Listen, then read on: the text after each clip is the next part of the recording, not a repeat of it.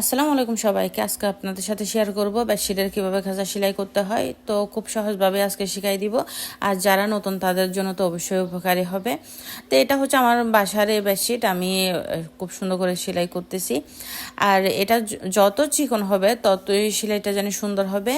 তো এই মানে বেডশিটের খাঁচা, যে কোনো কিছুর খাঁচা সেলাই করার সময় চিকন করে দিলে আসলে সুন্দর হয়। আর কোনো তাড়াহুড়া না করে ধীরে সুস্থিতে যদি করা হয় তাহলে সুন্দর হয় আর কি।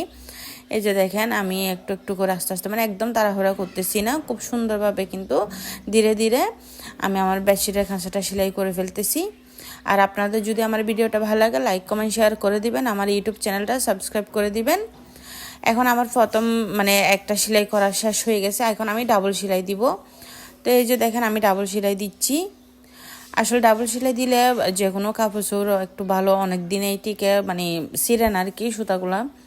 অনেক সময় তো দেখা যায় সেলাইগুলো খুলে যায়। তো এখন আমি ডাবল সেলাই দিয়ে দিচ্ছি। আসলে ডাবল সেলাই দিলে ভালো হয় আর কি। তো আস্তে আস্তে করে এই যে দেখেন, খুব একদম আস্তে আস্তে করে আমি ডাবল সেলাইটা দিচ্ছি, কোনো তাড়াহুড়া করতেছি না। তো এই যে আপনাদের যদি উপকার আসে আমার ভিডিওটা, তাহলে অবশ্যই লাইক কমেন্ট শেয়ার করে দিন। তো এই যে দেখতে দেখতে আসলে আমার এই যে সেলাই করা শেষ হয়ে গেছে। যে সবসময় যে কোনো কাপড় চোপড়ে ডাবল সেলাই, এভাবে ডাবল সেলাই দিবেন। ফাইনালি দেখেন আমার বেডশিটের খাঁচা সেলাই করা শেষ। তো ধন্যবাদ সবাইকে আমার ভিডিওটা দেখার জন্য।